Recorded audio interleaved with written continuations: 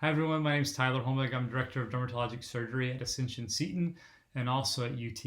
I'm so excited to have the opportunity to partner with Milk and Honey as they launch their medical spa practice and really dedicated to helping them do that in a way that I consider the right way, which is by practicing safe and effective medicine.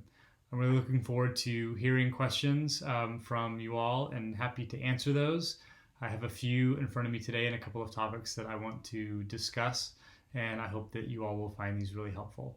The question is, what is the best age to start using a neurotoxin like Xeomin or Dysport or Botox? And then the follow-up question to that, or the second part of the question is, what happens if I stop using one of those neurotoxins? So love these questions, and this is something that I answer in my own practice all the time. I think first of all, these are really aesthetic medications, so I would view them that way. What we want to do is provide some level of improvement in appearance, and then to me, ideally, use these medications as a preventative and help our patients, reduce the risk of developing significant wrinkles over time. And I think studies have borne that out, that they're able to do that. So, I think the right age to start is really variable.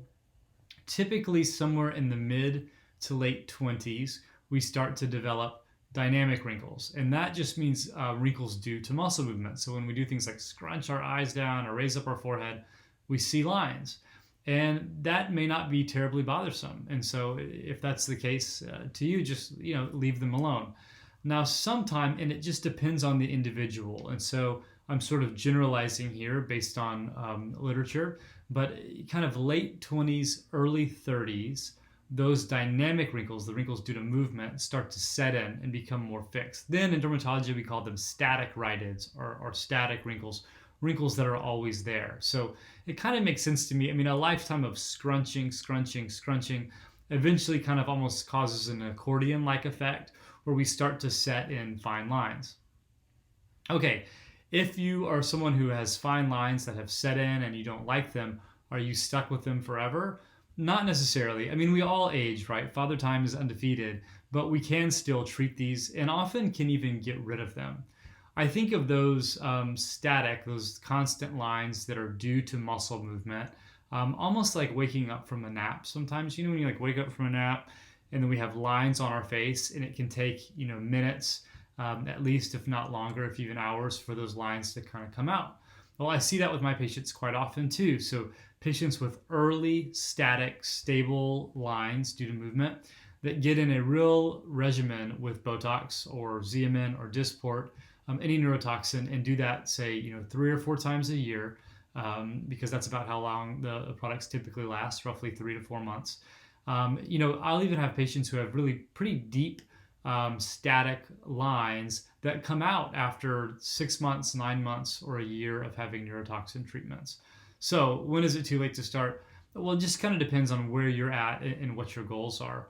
And then there are also other patients who perhaps are older, who have lines that were initially due to movement that have now set in, that are quite deep, where using a neurotoxin can help those significantly. A lot of patients will say, hey, I don't look angry anymore. I still have some lines. I know they're not going to totally go away with just a neurotoxin alone, but the appearance is improved quite a bit.